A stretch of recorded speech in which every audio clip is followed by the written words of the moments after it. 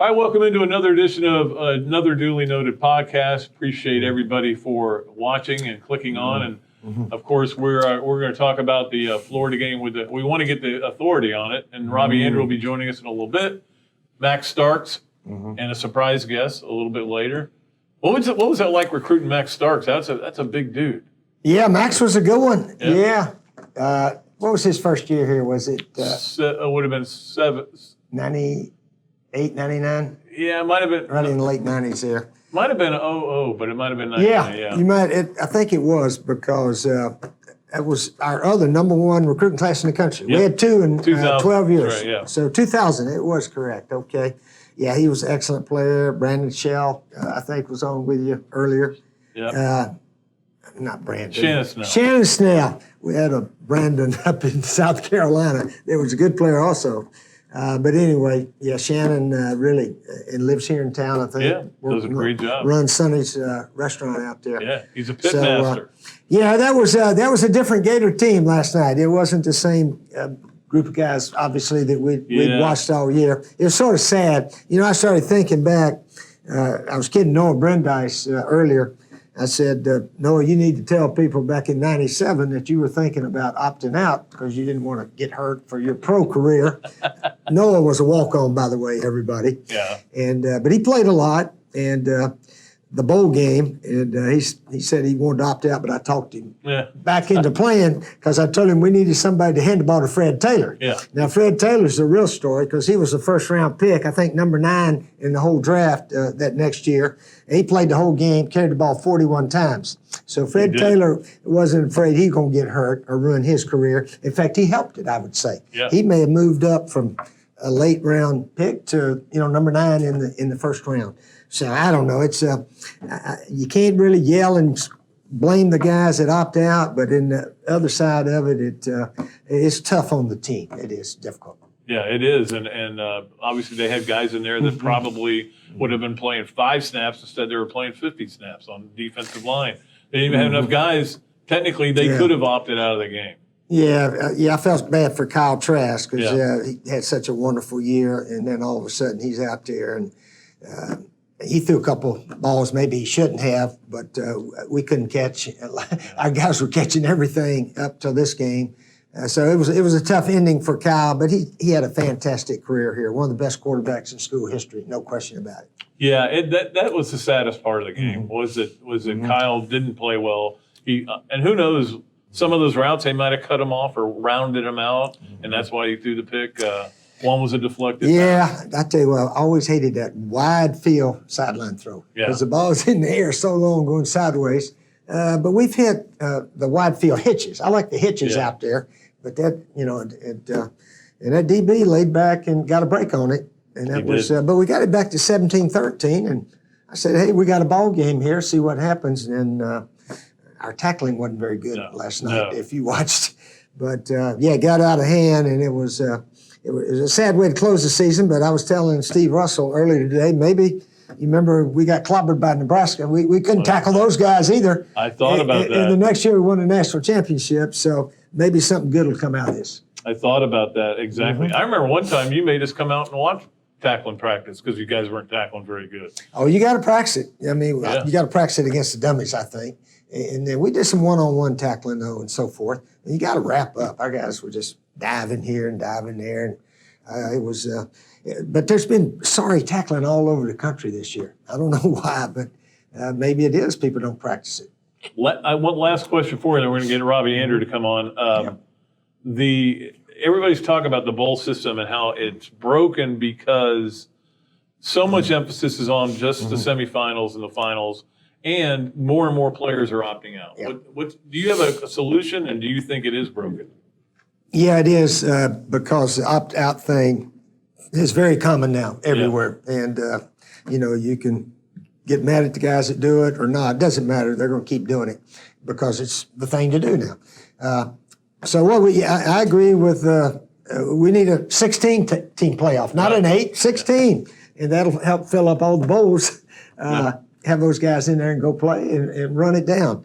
Of course, it's a lot of football games, but still, the NFL has no problem doing it. No. They play 3 or 4 playoff games, and the champ 16-8, 4-2. He could play 4 more if need be.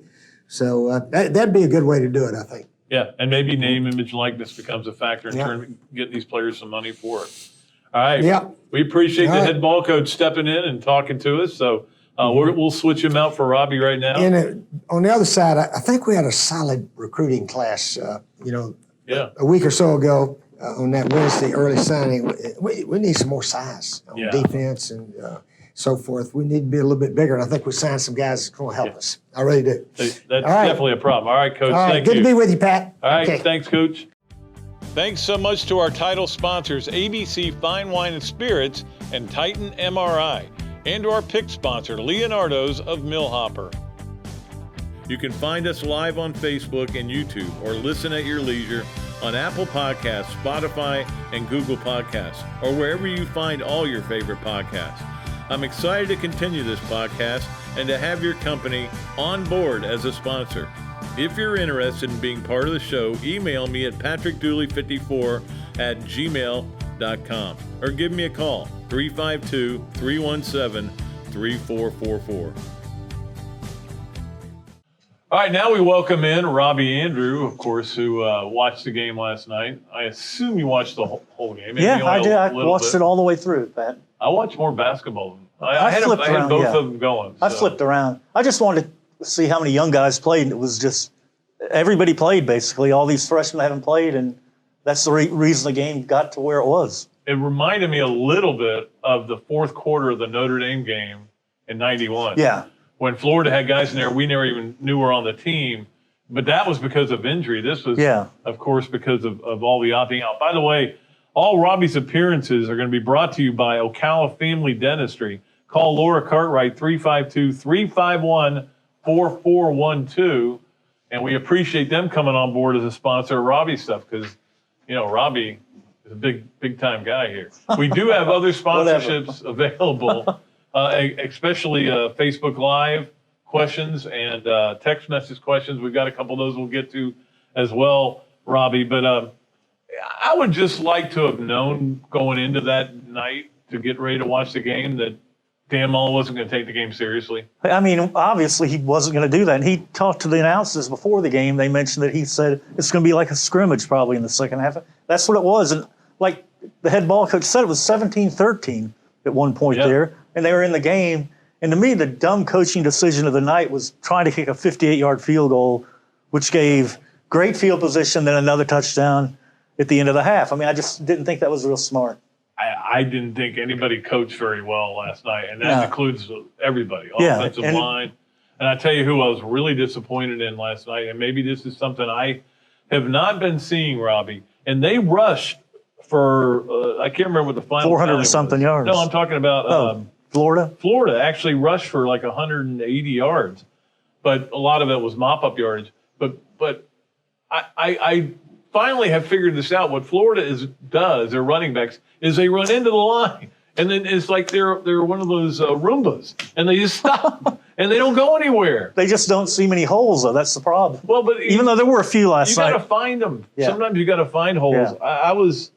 I just don't think they have a great running back. Now, they have one, DeMarcus Bowman maybe, and maybe that'll be a different story. But it was really sad, as Coach mentioned, to see Kyle Trask's career end that way. Yeah, I mean, all his playmakers are out. I mean, he had no chance, really. No timing was a little bit off. He didn't have a lot of time. And he shouldn't have played the game, I don't think, Pat. But I think he wanted to be the leader that he is and go out and play his last game and give him a chance to win. And it just didn't work out real well. And his receivers didn't help him at all. No, they didn't. Well, again, especially the tight ends. They're the scout team receivers, basically. Yeah. But, I mean, that's the sad thing was just to see him have to go through that. But, again, he didn't play well. And that's two of his last 3 games he did not play well. Also, just Florida kind of taking that approach of trying to see what Emory could do. And that's one of our text line questions. Is that a Facebook Live question there or a text line question? Text line, okay. Who do we think the starting quarterback will be next year? And I obviously Anthony Richardson looked pretty good. He did. I mean, obviously, Pat, if there's a spring practice, that's going to be a heated competition. Yeah. I've advocated all year that when Emory gets in the game, they should let him throw. Now I know why they don't. They didn't. he's not a great passer right now. He's got to become one. Yeah, he does, and he doesn't seem to go to the right spot every time too. Threw into triple coverage one time. Lucky he didn't get picked, and he just didn't look real comfortable throwing the ball to me. And it's something they need to improve because the passing game is going to go way down if those quarterbacks don't come through, get better. It has to go down because they're not going to throw every down. No. So, and that's, the funny thing about this team watching this game, I kind of was wishing they had just not played in it. But I get why they did. It's an SEC thing. They needed to do it for the SEC financially. But I don't know. It was just hard to. I knew they weren't going to play well. Yeah, but it was hard to watch. Yeah, you didn't think it was going to be quite that bad. When the Oklahoma fans were chanting SEC, that was kind of slap in the face to everybody, especially with Sankey there at the game. I wanted to say, hey, SEC is in the actual playoffs. You are not. And that's the reason. And when you're in it, you usually get knocked out. Yeah, that's the reason to pull for Alabama now. Wipe everybody out. Go get behind the conference now. Go Tide. Yeah. We have another question on the text line. And again, these are sponsorable. Just think I could be saying the Joe's Deli text line. There isn't a Joe's Deli anymore. No, there's not. I love Joe's Deli. All right, so this question is about Todd Grantham and the defense. Robbie, I've been talking all year, especially early in the year, about it. This had a chance to be a historically bad defense. Yeah. And they became a historically bad defense. They gave up the most yards in the history of the program for a game. They gave up more points per game than any team in history, more first downs than any team in history. They're not that bad at defensive players. It obviously didn't work this year. No. Do you think Dan Mullen, the question isn't whether you think you should fire the coach, because that's not our place to say. Yeah, it's not. But do you think Dan Mullen will make a decision? Well, I think he's going to have to sit down and really look at what they did this year, where they're headed in the future, what they've got coming back, and he's going to have to evaluate that, and I think he's going to have a hard decision to make one way or the other.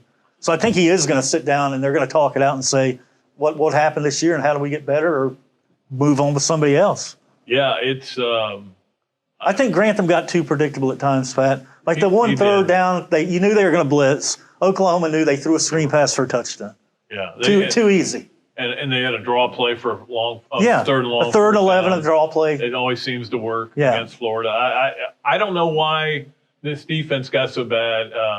I thought Ventrell Miller not in the game. That hurt. That definitely hurt. Yeah. He had played well all year, but there just wasn't enough quality defenders. And I don't know that this defense ever played with any confidence. And maybe they got beat down so much early that even when Kyrie Campbell came back and they got a little better, it was easy to beat their confidence down. I just don't think they were a confident group. Well, yeah, when you don't have confidence, you don't tackle well, I think. And you saw that last night, Pat. The tackling was horrendous, the worst it's been all year. Oklahoma kept running this counter play over and over, and they couldn't stop it. It was just too easy, and they didn't tackle well. It was just a total mess. 435 rushing yards. They definitely had no confidence during the course of that game. Yeah, a couple of different people have made the point that they're 1-3 since you and I retired. Well, yeah, but actually 0-3 because we covered the last game they won, which was the Kentucky game. But we were still working then. Yeah. So then they beat Tennessee. They did. We were retired. And then nothing but losses ever since then. Yeah. And that's the other thing, Robbie. Going into the postseason for Florida, they've got a lot of work to do. They have a good recruiting class coming in, but we don't know what kind of team they're going to be next year. No. And I will say this, because of the performance at the end of the season, losing 3 in a row, they won't be ranked very high, so maybe that's a good thing. I think it might be too, Pat. Expectations, you want them kind of lower a little bit on this team coming up because you're right, we don't know what they're going to be. We don't know who the quarterback's going to be. We know they're not going to be a flashy passing team, and we don't know what they're going to be on defense. We don't know who the coordinator is going to be. If it's Grantham, I don't know. We'll see. Well, I don't know. There's an awful lot of names out there. There are. Charlie. Yeah. Will Muschamp. Derek Mason. That was, by the way, that was a Facebook Live question. Should Grantham be replaced? Do you think he should be? I don't know, Pat. Like we said, it's not our call to do that. But I think that Mullen's going to have to take a hard look at that. And he's going to have to either say, I'm behind him, or we're going to make a change. We always have to remember that they were 8th in the country in defense last year. I know. Now, he knows how to coach. That's the NFL wants him, so he knows how to coach. We know that. Yeah. Maybe there was just something that didn't click on this group. And again, a lot of it has to do with COVID and the pandemic, because Nick Saban famously said you can throw against air, but you can't tackle against it. No. You know. That was a big part of it, I think. No spring practice. No. Maybe they should have gotten those Buddy Tevens robots down there. They could have done a lot better than that. Well, another thing with the defense, Pat, they're real small on the edge, it seems like to me. You know, good players, good athletes, but kind of smallish on the edge. You know, I remember early when Kyrie Campbell wasn't playing, they were having to play Carter inside, which he should be an outside guy. Yeah. But he's not a great outside guy. No. He's like a good outside guy. But again, Campbell and Slayton both opted out last night. I mean, you knew the game was over at that point. Yeah. Oh, yeah. That all they had to do was run the ball, and they were raving about Spencer Rattler. I didn't think Spencer Rattler was anything special. No, I don't think so either. And they didn't have to throw the ball. It was ridiculous how easy that counterplay over and over. Run it right up the middle. It was like they were running against air, Pat. They were. You know what I'm saying? They were running against air. Every single time. Which was very sad. Uh-huh. And that's the thing. It's a sad way to end a season. Yeah. It's always, but that's the thing. No matter how many bowls you have, there are going to be that many losers. Yeah. And that's another thing with the bowl. I don't know if you have a solution to the bowl problem, Robbie. The whole opting out thing has gotten ridiculous now. But like the head ball coach How do you said, stop? Yeah. The playoff, a 16-team playoff might help. You know, then you fill up the bowls. But now every good player that's draft eligible is going to opt out unless they're in the Final Four. By the way, I just wanted to remind you, you can listen to us or watch us live on Facebook Live and YouTube. Listen to the podcast whenever you want to. Apple Podcasts, Spotify, Google Podcasts, WRUF.com, where you can also see my grades up there. You think I gave them any? I think I gave special teams a C because they were no fact. The kickers did good. They missed a kick and then they gave them a long return. They missed a 58-yarder. D. What did you give the defense, Pat? F minus. That's good. Offense got an F minus. Coaching got an F minus. That should have. It really should. Yeah. They only had 3 days of practice and it showed. Yeah. They didn't look that prepared and they weren't emotionally into it at all. You can also hear us on iHeartRadio. That's exciting to hear, to know. You're all over the place, Pat. Any one of 39 platforms you can get this podcast or your favorite podcast. Remember to like, follow, and subscribe so you don't miss an episode. Robbie, before I let you go, I know you have a great interest in Gator basketball and, of course, what we've been dealing with. And it has been tragic in a way, but last night that basketball team played like they were playing for somebody. Yeah, they played really well, Pat. And I think they're, with him out now, they're developing a chemistry without him, which you're going to have to do. And I thought they played really well, especially on the road where they struggle every year. Yeah, well, because that gym is so weird. Have you ever been there? Yeah, I've walked in there. It's really awkward. I covered one game there, and I couldn't believe it. And whether the fans are there or not isn't. It's like they're up there on a stage. Yeah, it's strange. It's real weird. But I couldn't get over just how well they played. Now, I don't think Vanderbilt's very good. No, but still, they look good. There was good chemistry. There was good movement on offense. And a lot of guys contributed. I thought it was a good performance, a good way to start the league schedule for them. Yep. And, we'll see where they go from here. I mean, they're playing LSU Saturday. That's going to be a tough game. Yeah, absolutely. The LSU starts. Why is he still coaching that team? I don't know. We talked about that all the time. The NCAA. Again, the NCAA, there was some case they were talking about on TV today that they haven't ruled on yet of a player to play this football season. And well, it's a little too late now. What are you doing? So, all right, let's take a break. We still have to bring on our special guests. We have so many guests today. You, the HBC, Max Starks is going to join us. That's great, Ben. So we'll have him come on, and then appreciate Robbie. And again, Robbie is sponsored, but if you want to sponsor any of these other things that we're talking about, whether it's obviously Leonardo's Millhopper Quick Picks is sponsored, but especially we want to get 3 things sponsored. That's one of the big ones, and the Facebook Live questions, stuff like that. Things are going really well on this, and I'm really happy with where we're heading. So we'll take a break. We'll come back. Max Starks. I don't know, is he the biggest player to ever play? I think he probably is, Pat. David Starkey might be in there. I think he's bigger than Starkey. I think Starkey was like 6'5". Remember that guy they had that was Samoan? That was he never really played though. Yeah. But I think he was like 6'7", 6'8". Wasn't Max 6'9" though? Max Starks 6'9"? I think he still is. He's still. Well, we'll see how big he is when we have him on. We'll be right back after we take this break on another duly noted podcast. Titan MRI, North Central Florida's premier independent diagnostic testing MRI facility. At Titan MRI, we're focused on you, the patient, having a great customer experience. Our MRI equipment is modern and 75% quieter than any unit in its class. And our MRI unit has one of the largest openings of any of the newer high-strength MRI units, which allows comfortable scanning for potential claustrophobic and larger patients. At Titan MRI, we look forward to serving you.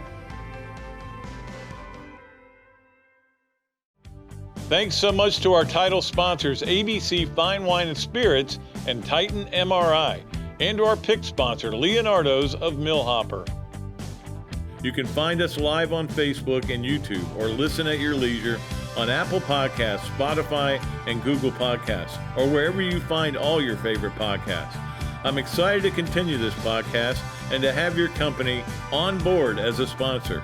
If you're interested in being part of the show, email me at patrickdooley54@gmail.com or give me a call, 352-317-3444.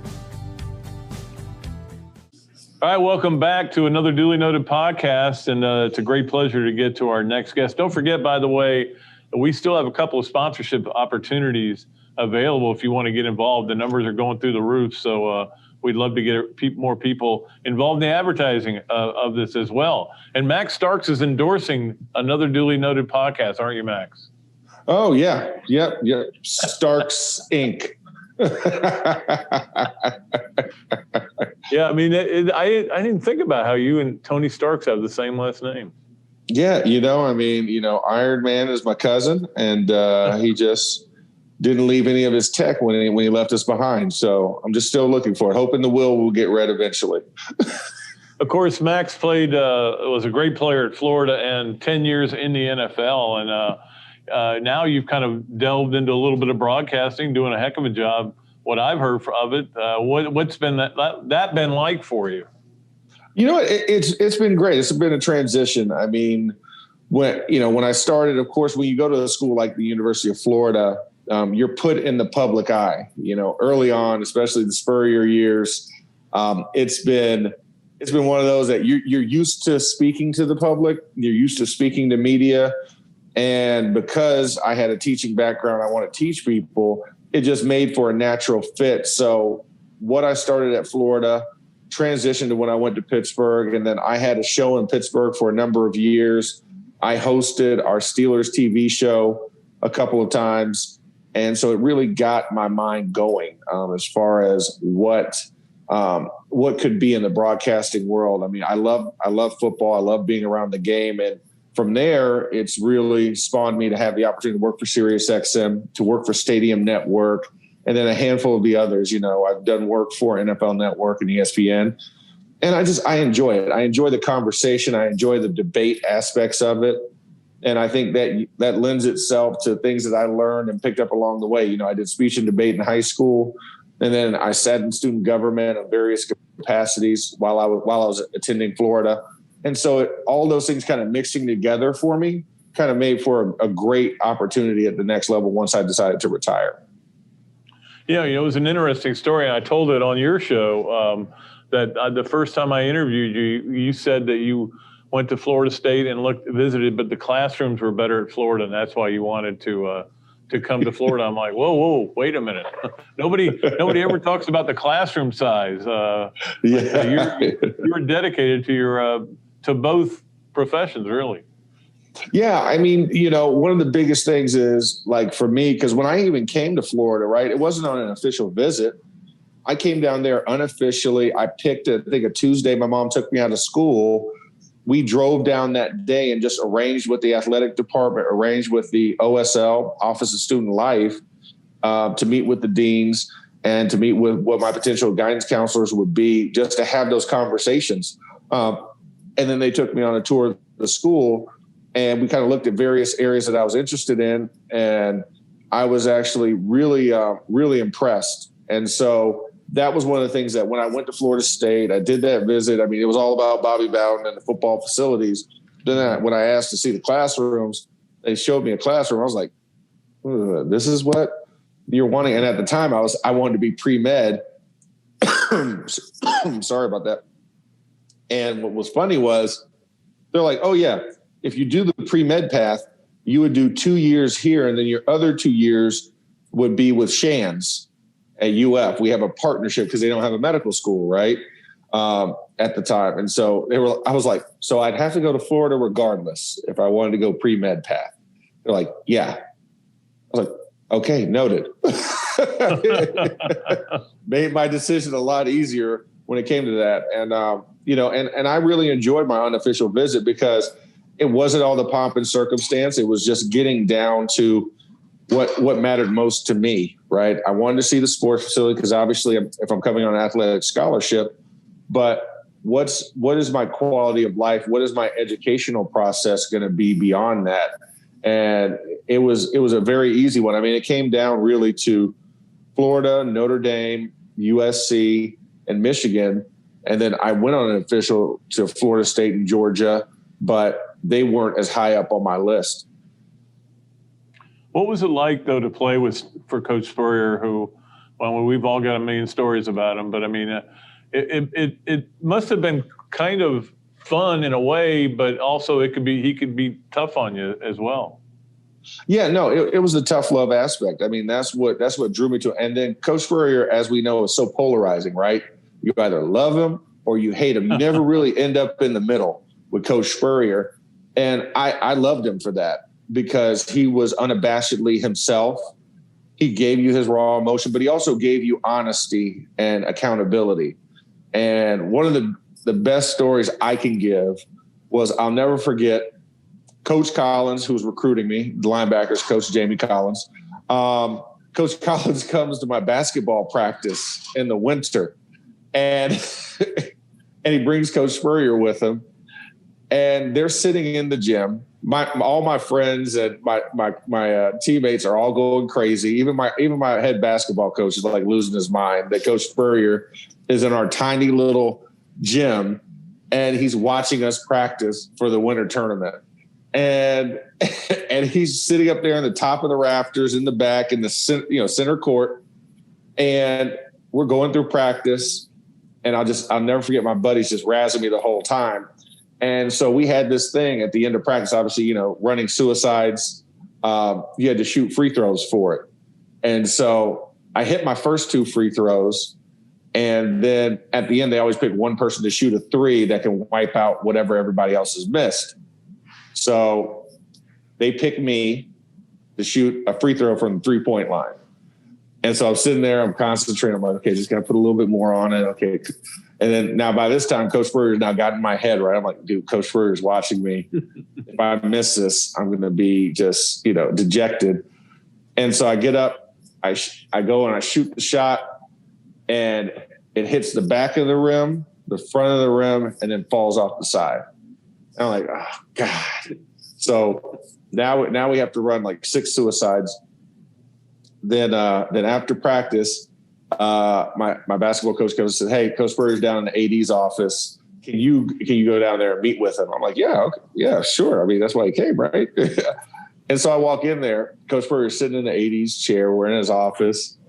And the first thing he says to me, he goes, Maxie, son, your future's in the 3-point stance, not behind the 3-point line. Come to Florida. And that was it. You're just like, oh, God. And so I followed suit, apparently. So, yeah. Yeah, absolutely.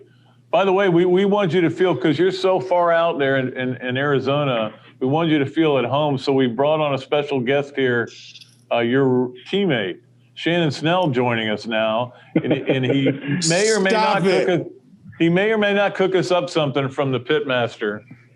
I probably should, because I know they don't know how to cook out there in Arizona. So listen, Shannon, we are a barbecue desert out here. Okay, I would really appreciate you going in and send me some of those relationship ribs out this way. You figure out to package them. You got to come back to Florida. I don't know if they travel very well. Exactly. No, man, it's been long overdue. And, it's so great. I mean, you're right, Pat. This was my best friend in college. We came in together. We had some adventures together. I mean, the nickname Boofy always comes up when I think of Shannon. And the word has no definition, but we came up with it one day, and it's just always stuck in my mind. So this is awesome to have Shannon on here. I think this is probably the first time we've seen each other on video for how long, Shannon? It's been forever. Oh, my gosh. Yeah. I talked to you in Troop a couple of years ago, but we didn't see each other on video. I see you on TV, but you don't see me. So, yeah. So, that's true. Yeah, no, it was fun. It was funny, Pat. Like I was thinking back, and just watching the game last night. God bless their souls. It was awful. But the last time, the only time that we won an SEC title was in Max and our freshman year. And we thought we would have more titles, but that was the one season that Max and I roomed together on the road. It was like we were the two freshmen. There was only a couple more freshmen, Gus Scott and maybe Ian Scott, that were playing. And Max and I roomed together on the road, and it was the very first time that I didn't like Max because Max snored like a big old bear, and he knows what I'm talking about. And we almost got into a fight. I remember we were at the Sugar Bowl. We almost got into a fight because I was trying to wake Max up and trying to bring him, say, hey, we need to go to meetings. And Max was like, oh, don't worry, I got 5 more minutes. So me and Max almost fought at the Sugar Bowl in the hotel room because I was trying to get him to meeting so we didn't get into trouble. Well, I mean, to have you two guys playing on that offensive line, you're right. Should have won more championships, but as we know, that 0-1 game was the most amazing. I mean, Rex lost a Heisman, kind of the way Kyle Trask probably lost a Heisman against LSU. But that 0-1 team was unbelievable. That was a great team. Yeah, it was. It was, we think back to it and, everybody says, had we played Tennessee at the beginning of the season, we would have been in the championship game. And I think some of us were kind of looking forward to the Miami game because Miami was so good that season. And, honestly, we were probably the only team that year that could have stacked up to them talent for talent. But yeah, it sucked. I mean, I think that team's going to go down in probably history. And Max would probably agree with this, is that team's going to go down in history as probably one of the top 5 Gator teams ever, just because of the talent and where we should have been. Obviously, we just couldn't pull it out, and that kind of sucked. Yeah, no. And one of the things was we were so good at all levels that year. I mean, that was one of the things that made it so special. I mean, Rex was playing out of his mind that year, and, he was up for the Heisman, and our offense was just clicking on all cylinders. And I just remember, that Florida State game. This is why I'm going to say it. I hate Darnell Dockett to this day because of that. I mean, let's just not even try and front. I mean, even playing against Darnell all those years later in the NFL, I've hated Darnell Dockett because of that, because of what happened to Ernest Graham's knee in that Florida State game. It still burns in my mind what he did, how he sabotaged us, because that's what led us going into that Tennessee game to question how we were going to attack when we didn't have a balanced team. We had Rand, and yes, we had people who could have filled in at the running back position, but it wasn't EG, right? EG was our lead dog. He was our lead horse. And then when we get into those situations, and Shannon remembers this, where Tennessee installed their walk-around Baltimore defense. Oh, my gosh. Yeah, man. And you have John Henderson lining up 5 yards off the line of scrimmage and running ahead as soon as Rex says set. And we didn't have like a hard count or anything. And he was just blowing the center off the ball and attacking the A-gaps. And then you got Will Overstreet over there as well. I mean, they just had everybody, and we just had no answer. But we kept fighting against them. And then it came down to that 2-point conversion. And that was c'est la vie after that. And Pat, you know, John Henderson, everybody's like, well, if you don't know who he is, he's like 6'7", 305 pounds. He's a big old dude. And to see him walking back and forth between linemen, that's just not something normal. We never saw that before. Never saw it. Even watching football, we never saw that at the pro level until we saw a Baltimore game, because we were regional. So we got Miami and Tampa Bay games, but we never saw that. And it was ridiculous at the time. Yeah, Rex got hit a lot that night. And it was not due to the fact that we were dominated. It was just due to the fact that we hadn't seen, like, John Chavis. He put in a really good game plan to try to confuse us. And, you know, I was in the middle of that line, so I was a sophomore, technically, you know, my first full season starting. So I was confused. And, you know, it was just a tough game, but a good game plan by them, and they were able to pull it out. So that kind of sucked that year. But, you know, we were able to go on to beat Maryland, and it was a nice victory in the Orange Bowl. Beat the brakes off Maryland. Beat the hell out of them. It was ugly. It was ugly. Yeah. It is amazing, though, that both of you guys now have gone into broadcasting. You know, Shannon's doing a heck of a job here on TV4 doing the games, and he and I have done a couple of shows together as well. And of course, you're all over the place, Max. Does this come from being in the same room sometimes and talking each other's ears off? Is that why you've gone into broadcasting? I don't know. You know, at some point, you know, we joke about it, but we thought Max was going to be the mayor of Orlando. So for him to go into broadcasting and do that, that's kind of a little bit different, but it's not surprising. Max is really well spoken. His thoughts are really well, you know, thought out. So at some point in time, we knew between one or the other. I thought it was going to be on radio more so than TV. But yeah, I knew Max was going to go on and do something in the broadcasting on TV or something like that. It was kind of pleasant to see, because I get the Conference USA games and some of the games out there out west that he broadcasts, and it's really just fun to see how he's kind of progressed. And I know he's went through the ESPN car wash, so it's good to see him on there sometimes. So it is fun to watch. Yeah, no, I mean, Shannon and I had some legendary debates in our dorm room days. Mm-hmm. We had some legendary moments. And I think, you know, when you have that type of love for sport, you have a love for the game itself. It lends itself to having those type of thoughtful and thought-invoking conversations. That's what leads to kind of, hey, you know what? I feel like I need to share my thoughts. And we always had an open forum with each other that we could share our thoughts. And when you have that type of forum, it continues to grow the process. So it's no surprise. I mean, Shannon's so personable, so affable. You can't help but love him, Grimace. But at least I know how to shave. Yeah, that is true. That is true. Little wolf man out here. But I think that kind of is what breeds it. And when you can gather your thoughts and present them in an interesting way, which we learned while we were in college, I think also lends itself to people wanting to hear it. And I think when you have the different platforms that we had, right, University of Florida is always our springboard.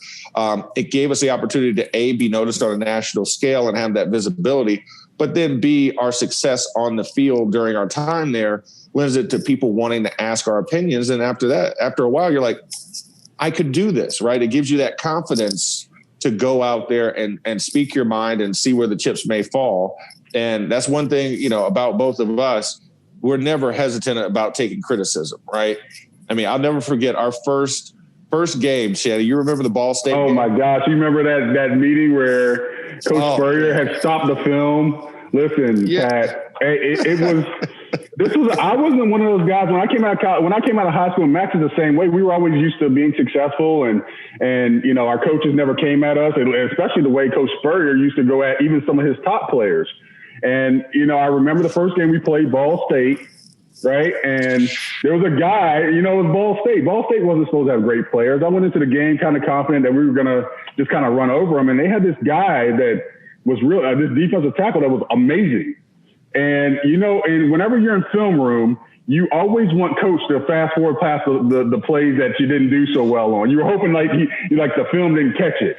And there was this one play in question where the Ball State player, he hit me with a spin move, and I think he hit Jesse. Like, he hit him hard too. So in the film room, I'm getting down to that play. I'm like starting to sweat. I'm physically starting to be like, oh God, I hope he gets past this play. And of course he doesn't. Coach Spurrier stops the film. Like after the play, he stops the film, cuts on the lights and looks at me and says just like this. He's like, Shannon, do you think that guy from Ball State cared that you were an All-American? That's bullshit. I was like, oh my gosh. And everybody, like I'm sitting like all the offensive linemen on both sides of me in the meeting room, and everybody turns around and starts laughing, man. I was like, I slumped down in my chair. I was like, I don't know if I can play here, man. I don't know if I can do this. But I realized that was just Coach Spurrier, and that's what he did to everybody. So, that was a humbling moment in my Gator football career. Yeah, no. And then very next play, I'm laughing, right? I'm one of the linemen laughing and giggling in my seat, and I'm sitting next to Shannon. And then the very next play comes up, and I'm like, oh, shoot. And it was a draw play to Rob G. And I just remember, because the previous play, Shannon is just like locked in. He's just like right here, just not. And I'm sitting, I'm like, fan. Shannon's not doing anything. He's just standing straight. I'm like, because he's staring at the D tackle. The D tackle's now shaded on the nose. But I'm like, but we have a DN and an outside backer on the line of scrimmage. I'm like, fan. And Shannon's just not giving me anything. So I'm like, okay, well, you know what? I'm going to have to do this on my own. I'm like, all right, I'm going to set out here, try and pick the intersection point. I'm going to put both my hands out. And I'm going to see if I touch cloth. Play calls. I snap. I take my set. I do this and fall forward and stumble forward. Both the guys go unabated to the backfield. They hit Rob G for a safety in the backfield. And I'm like, oh my God. And Coach Spurrier comes to that film and he goes, oh, wait a second. We got something here. Hey, Maxie. Hey, you're big enough to block two some bitches. You can't even hit one. That's why we got hit in the backfield. And I'm just like, and then now I got the green face next to Shannon. We're both sitting all the way down in our chair. And Coach Spurrier turns the lights off. The whole room is just laughing at both their freshman offensive linemen for making two boneheaded mistakes back to back. But we recovered. We rebounded, Shannon. We rebounded after that. And we started to kick butt. We double teamed that D tackle to all hell on one play. Yeah, we had to make up for what we did because, like I said, when film is coming, there's going to be something bad. Like unless you're grading out 100%, which I don't think any player or offensive lineman or any player that I've seen in history grade out 100%. There was going to be a point in time that you were going to get talked about in film room, and boy. Pat, that was the lowest of low because, and technically, Max, I do apologize because that was my fault. I should have blocked out, but I was shook on the last play. I was like, the guy hit the guy. I know I'm going to see that film room. We were up by 30 points at that point, but it didn't really matter. No, it didn't because it was our first shot. Let me ask you, Max, are you surprised that Shannon is a Sonny's pitmaster and, of course, does a great job there and did so much great work during the pandemic, taking food to people, and I was one of them. I really appreciated it from Sonny's. Was he cooking for you when you were in college? Was he grilling up some food then? I mean, it was a lot tougher for us to cook when that Burger King sat right across the street and they had 99-cent Whoppers, and we would pile up in the two-door Ford Explorer Sport, and we would pass our money forward. And we had so I was on the fourth floor with Carlos Perez in 95 at Hall 95, and Shannon was on the second floor, and I just remember his roommate was Ernest and Gus, and every time we talked about going to Burger King, Ernest would pop his head in. And do you remember, Shannon, that one time we were in the drive-thru and Ernest had the nerve to order 3 Whoppers and ask for a Diet Coke with him to wash it down because he was watching calories? So, Pat, we were like literally, this was summer, like we had all just gotten there and literally, Ernest was, we had 4 guys to kind of a suite. We shared a bathroom and Ernest Smith, who came out of Jacksonville, he was part of the Berlin Wall, which we were part of, but he never stayed around. But him and Gus Scott were our suite mates. And Ernest always wanted to ride with us when it came to food. And we said, okay. And this was during conditioning where Rob Glass, the strength and conditioning coach at that point in time, was the guy, like you were kind of legitimately afraid of him because he was going to hurt you the next day. So I remember saying, okay, let's go to Burger King because, where we were at, we didn't have like the cooking, like we had a community kitchen, but, we didn't always go get groceries. We went to Burger King. So we're riding in the car and I'm at the drive-thru and I'm sitting there. I'm like, okay, what does everybody want? So we all order like regular meals. We order, regular stuff. Ernest is looking at the menu, staring at it for about like 2 minutes. And Ernest is like maybe 6'3" to 330 pounds. So knowing we have conditioning and stuff the next day, Ernest looks at the menu and says, hey, let me get 4 Whoppers. I'm driving and I look over at Ernest. I'm just start laughing and I'm like, are you serious? He's like, yeah, let me get 4 Whoppers. I was like, okay, what do you want to drink? And he says, well, I don't think Coach Glass wants us eating all that fattening stuff, so let me get a Diet Coke too. I'm like, I look at Max and we're like, what? So you think the Diet Coke is going to offset the 4 Whoppers that you're going to get? At any one given time, man, it was like all these stories that we have about all these guys. And I think that was the coolest thing about being at Florida because, sometimes you look back and, even my progression now, I'm glad because, Sonny started in Gainesville in 1968. And a lot of times Max and myself and my brother, we used to go up to the Sonny's on Archer Road and, frequent there a lot because we live right around the corner. I look back at it, you look back at the decisions you made, you say, hey man, should I have gone to Florida? For Max and I both, like Coach Spurrier left in the middle of our tenure. So it was we were like those halfway in between where a new coach comes in. But, it was a great decision for both of us to kind of, to build what we did because we were 2 of the last ones around. I mean, there was a handful, like we had one recruiting class in 2020. We had the #1 recruiting class in the nation and, really only a couple of guys really stayed around. A lot of those guys, about half that class is gone. So, for my career progression, for Max, where he was at, I mean, Florida was a great stepping stone for him to get to the NFL. Obviously, he's had a great career and then, went on to, broadcasting, which I naturally thought he was going to do. It was just a good move for us to be there. It was great because we made a lot of friends, a lot of people who I even still communicate with now, which is awesome. So it was just, Florida was a great time back then. And it was a great time for both of us. Yeah. And when I look at it, I mean, it made sense, right? Like I talked about Shannon's personality, it made sense that he would be in a position to serve others because he has such a caring spirit. He always checked in on guys, made sure everybody was good, even when we played. And so to see him now, would I have thought he would have been a pit master? Absolutely not. Because Shannon just had that personality. Well, you just knew whatever he was going to do, he was going to be great at it. And so because he was so personable, he was nice to everyone, and he always gave everybody a chance. So you just knew he had that spirit in him. So once Shannon did make a decision on what his career was going to be, I knew he was going to be excellent at it. And to see him shining in this role, I mean, because let's face it, whoever thinks about the pit master when you go to a restaurant more often than not, right? You're just like, hey, these ribs were really good. This brisket was really good today. Hey, he put his foot in it. But Shannon has that personality where you're going to know who he is, and he's going to make it something that is personal. There's a story behind it, and it's going to make you even feel more better about your decision that day to get a rack of ribs. And they were made with care. The person that's doing it has the utmost knowledge, and they care about every single piece of meat that comes off of that smoker. And it's more so than just the meat happens to be the conduit, right? But it's the care, the thought, and the delivery and the emotion that goes behind it. And that's what you can feel. And that's one of the things, when the Florida-Georgia game happened last year, one of my teammates from Pittsburgh, Willie Colon, was down there with Barstool, and they were doing a whole Florida-Georgia thing. And I reached out to Shannon. I'm like, Shannon, hey, listen, you got to go find Willie because he's looking for food. I don't know what you're doing down there. I know you're doing something catering.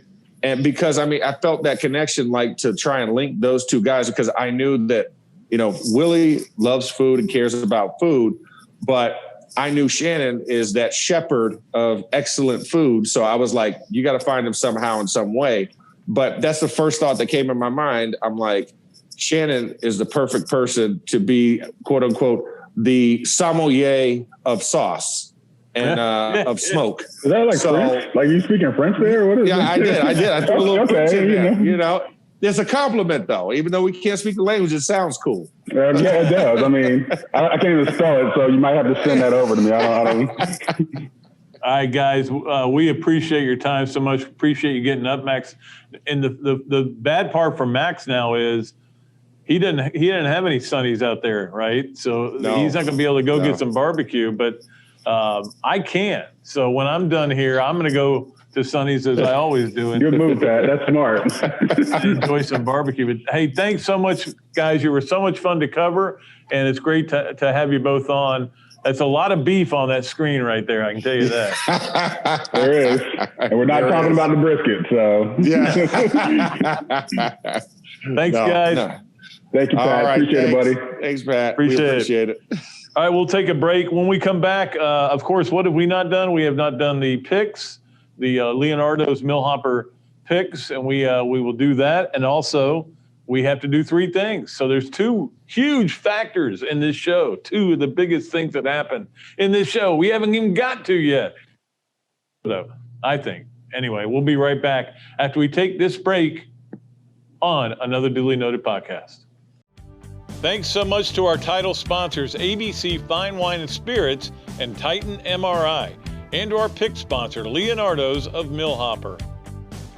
You can find us live on Facebook and YouTube or listen at your leisure on Apple Podcasts, Spotify, and Google Podcasts, or wherever you find all your favorite podcasts. I'm excited to continue this podcast and to have your company on board as a sponsor. If you're interested in being part of the show, email me at patrickdooley54@gmail.com or give me a call, 352-317-3444. All right, welcome back to another Duly Noted podcast. Appreciate everybody for watching on, there's so many ways you can watch now, Facebook and YouTube, and then, of course, all these different ways to listen. Apple Podcasts, WRUF.com, Google Podcasts, iHeartRadio, CastBox, Overcast, Podbean, 39 of them. There's no reason. If you're not listening to the Duly Noted podcast, that's on you. That's all I'm going to say. And we appreciate what a star-studded guest list we had today. Obviously Shannon Snell and Max Starks, Robbie Andreu, Steve Spurrier. Pretty good crew right there to listen to. And want to thank so much to my title sponsors, Titan MRI. What a great job they do. I was in there about 6 months ago and had an MRI, and the way they make you feel it's unbelievable. It's just the most professional place you could possibly want to go. That's how you want to get feeling better. Go in there and you're going to get great answers for them. And of course, ABC Fine Wine and Spirits. I think I will be going there on the way home today. That's, there's things I have to get, things I have to do. But right now it's time for the Leonardo's at Millhopper quick picks. We do these every week. We give you 2 of them this week to get in.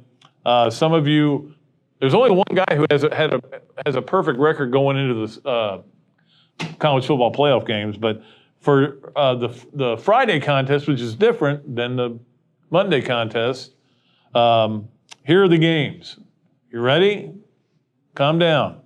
All right. North Carolina State, Kentucky. Kentucky is a 3-point favorite. This is the Gator Bowl. Remember when the Gator Bowl was such a big deal? No, not so much. By the way, I've heard a rumor. One of our next guests, we've got him lined up, Greg McGarity, who just retired. Actually, he retires at the end of the year. So, he just retired.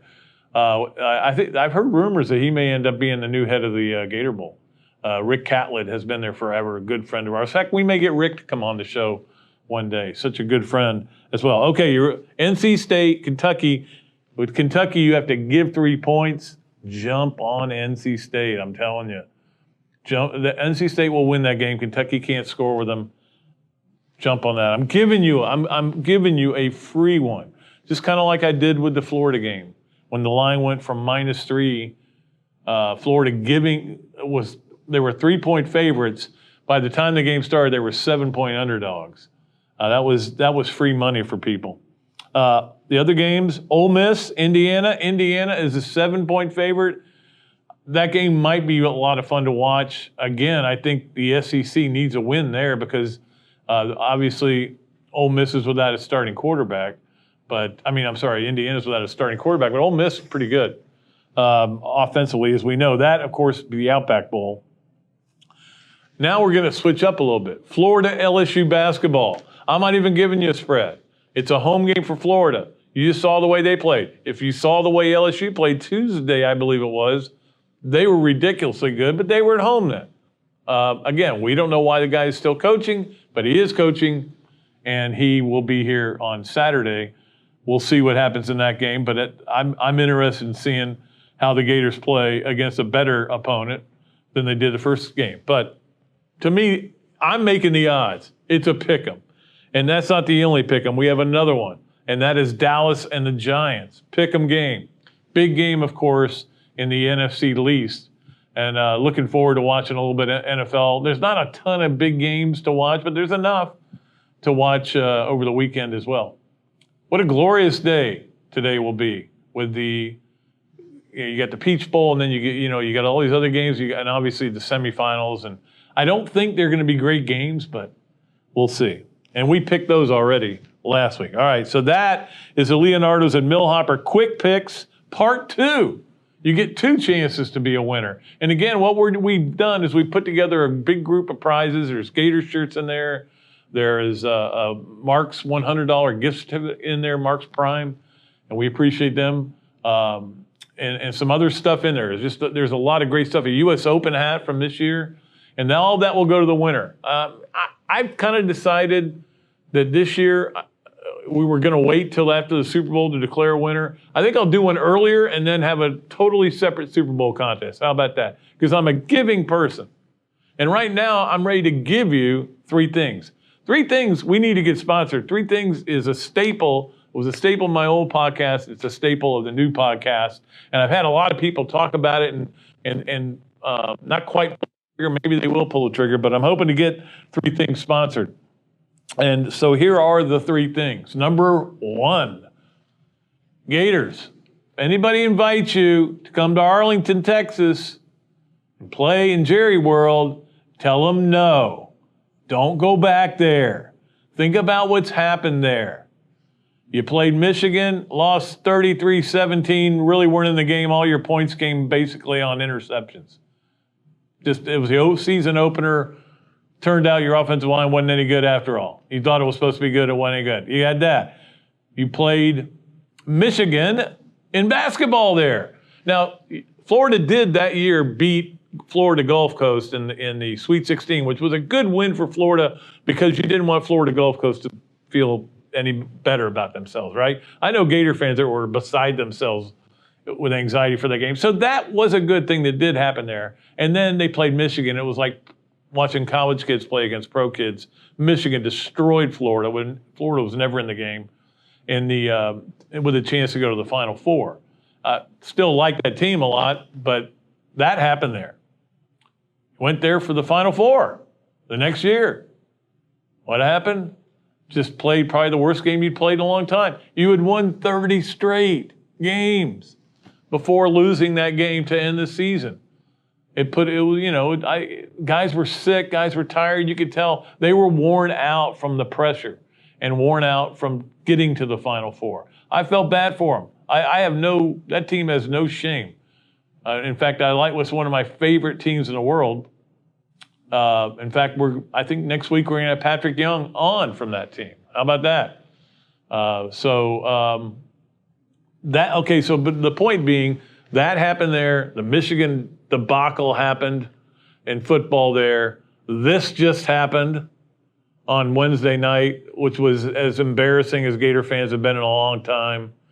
Not embarrassing, they embarrassed. If you were embarrassing, now you could have been embarrassing that night. I understand, that happens.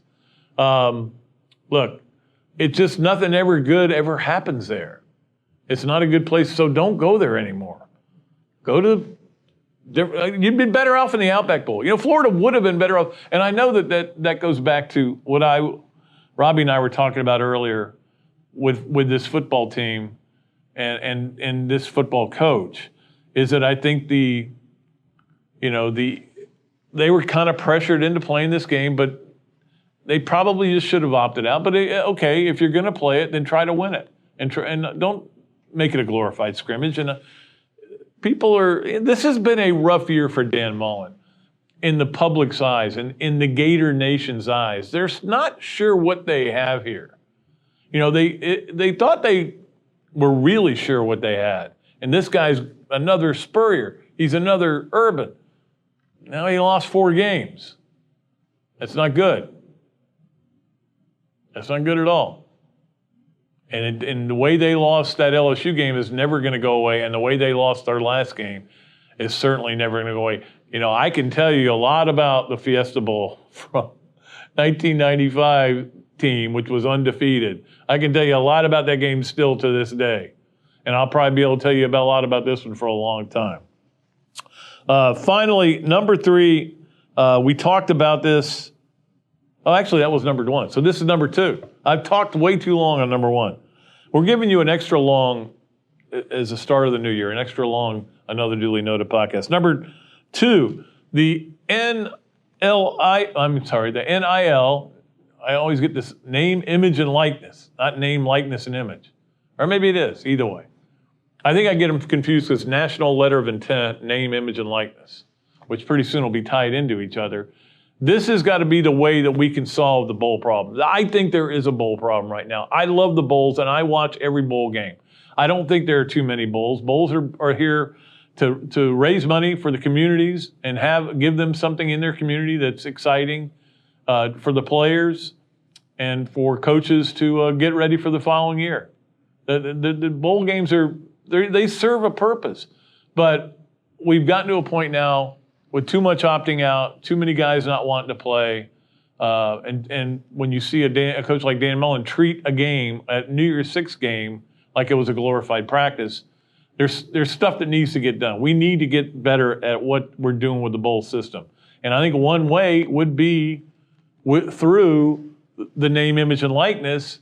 And I don't know the answer. I wish I had the answer. The best answer I can come up with is make it like the old Pro Bowls. And you get if you win this game, you get X. If you lose this game, you get X. You get more for winning. And guys are going to say, yeah, well, I'm going to play for that, and I'm going to try to play my best for that. So we saw guys opt out at halftime of games this year already. It's very difficult for me to be critical of a young man who's hoping to be a professional player, and his dreams have been torn away, what he was hoping for this year, and now he's playing in a meaningless bowl game in his mind. But to me, you put on the colors, you go to play the game, and you play until the season's over. I believe that, but I can't make guys play, right? And neither can coaches. Nobody can. Only people who can make them play are themselves. But at least give them an incentive to play. There is no incentive to play, especially this year, when you weren't even getting swag, man. Nobody was getting swag. Bowls didn't have any money. They couldn't give anybody anything. So it is what it is. But I think that the NIL may be the secret to fixing the bowl system. And quickly, I'm really interested in number 3. We got a question about this earlier on the text line, who the quarterback's going to be next year. There had been, and by the time we're done with the show today, there could be an announcement that Trask is definitely going pro, and I think he will, but there's been a lot of talk about him not going pro. I think it's time for him to move on. I think for him as a person to start growing in that direction, to be a professional. But I hope he comes back. I love the guy. I love the story, and I'd love to see him play another year. I don't think he will, and that's going to be Emory Jones, Anthony Richardson. You heard what Robbie was saying. I agree with 100%. Emory Jones is going to have to become a better passer, but they'll be a different team.